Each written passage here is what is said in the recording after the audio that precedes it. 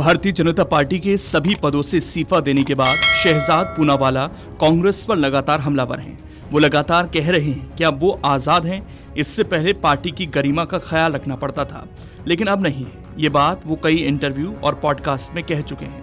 राजीव गांधी की पुण्यतिथि पर शहजाद पूनावाला ने कांग्रेस पार्टी के साथ राहुल गांधी पर जमकर निशाना साधा। सोशल मीडिया पर उन्होंने वीडियो शेयर कर कहा कि वो पूर्व प्रधानमंत्री राजीव गांधी के हमेशा आभारी रहेंगे, क्योंकि उन्होंने भारत को राहुल गांधी दिया। पूनावाला ने 2014, 2019 और 2024 के लोकसभा चुनावों में प्रधानमंत्री नरेंद्र मोदी की जीत सुनिश्चित करने का श्रेय राहुल गांधी को दिया। शहजाद पूनावाला ने सोशल मीडिया प्लेटफॉर्म एक्स पर पोस्ट कर लिखा, श्री राजीव गांधी जी का हमेशा ऋणी रहूंगा। उन्होंने हमें राहुल गांधी दिया, जिन्होंने ये सुनिश्चित किया कि प्रधानमंत्री नरेंद्र मोदी 2014, 2019 और 2024 में पीएम बने और 2029 में फिर से पीएम बने इंशाअल्लाह। इसीलिए राजीव गांधी जी भी मेरी तरह ही मोदी जी के सबसे बड़े समर्थक हैं। 19 अगस्त को शहजाद पूनावाला ने राहुल गांधी पर एक और पोस्ट किया, जिसमें उन्होंने कहा, तरीका बदला है, मकसद नहीं। राहुल गांधी कभी भी भारत के प्रधानमंत्री नहीं बन सकते। शहजाद पूनावाला ने सीडब्ल्यूसी की बैठक का एक वीडियो शेयर करते हुए कांग्रेस को देशद्रोही पार्टी बता दिया। सीडब्ल्यूसी पर उन्होंने कहा कि कांग्रेस वर्किंग कमेटी नहीं कहेंगे, इसे एंटी नेशनल कमेटी कहना चाहिए। जरा सुनिए उन्होंने आगे क्या कुछ कहा। कांग्रेस एक देशद्रोही पार्टी है, भारत विरोधी पार्टी है, इसका और भी कोई प्रमाण चाहिए क्या?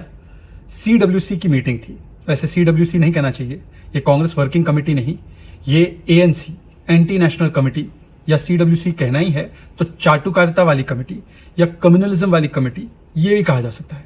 और उस सीडब्ल्यूसी की मीटिंग में कांग्रेस पार्टी ने बताया कि जो उनका निर्णय है कि वो पूरा वंदे मातरम नहीं गाएंगे, वो उस पर बरकरार रहेंगे। आपको याद होगा 15 अगस्त को जब वंदे मातरम कंट्रोवर्सी हुई, जब पूरा वंदे मातरम गाया गया कांग्रेस के ऑफिस में, तो सोनिया गांधी आग बबूला हुई और स्टॉप स्टॉप स्टॉप कहने लगी और वो चाहती थी कि पूरा वंदे मातरम ना गाया जाए। उन्होंने अपमान किया, उसको फिर झूठ के पर्दे से बचाने की कोशिश की गई कि नहीं, हम तो वंदे मातरम के साथ है, हम तो पूरा वंदे मातरम गाना चाहते हैं। सोनिया जी तो चेयर मांग रही थी, जयराम रमेश ने कहा। स्वयं को पीएम मोदी का पक्का समर्थक बताने वाले शहजाद पूनावाला ने पीएम मोदी के दिमागी नक्सल वाले बयान पर भी टिप्पणी की। उन्होंने एक पोस्ट में लिखा, पीएम मोदी ने दिमागी नक्सली बोलकर गलती की है, उन्हें इन लोगों को बद दिमागी नक्सल कहना चाहिए था। आपको बता दें कि पूनावाला ने 30 जुलाई को वित्तीय और व्यक्तिगत हालात का हवाला देते हुए पद छोड़ने की पेशकश की थी। एक्स पर शेयर किए गए इस्तीफे के पत्र में उन्होंने कहा, शुरू में तो वो बिना किसी शर्त के पार्टी छोड़ना चाहते थे, लेकिन बीजेपी नेतृत्व ने उनसे अपने फैसले पर फिर से विचार करने को कहा था। इसके बाद उन्होंने अपने फैसले को दोहराते हुए लिखा, लंबे और गहन विचार विमर्श के बाद मैंने ये अंतिम फैसला लिया है कि मैं बीजेपी के राष्ट्रीय प्रवक्ता की भूमिका और सक्रिय प्राथमिकता सदस्यता से मुक्त होने का आग्रह करना चाहता हूँ। पिछले कुछ दिनों की घटनाओं ने मुझे अपने पहले के फैसलों पर अड़िग रहने और इस पर कायम रहने के लिए मजबूर किया है। सोमवार को भाजपा अध्यक्ष को सौंपे अपने इस्तीफे में पूनावाला ने कहा कि वो अब प्रधानमंत्री और भाजपा के राजनीतिक एजेंडे का समर्थन करते हुए निजी क्षेत्र में चले जाएंगे।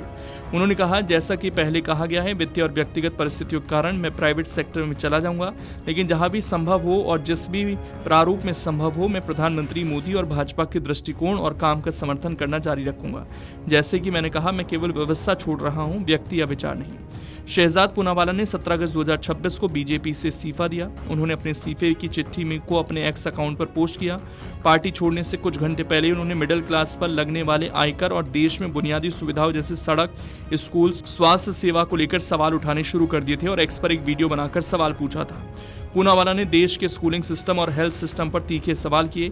उन्होंने कहा कि परिवारों को अक्सर अपने बच्चों की पढ़ाई के लिए प्राइवेट स्कूलों और माता पिता के इलाज के लिए प्राइवेट अस्पतालों का सहारा लेना पड़ता है।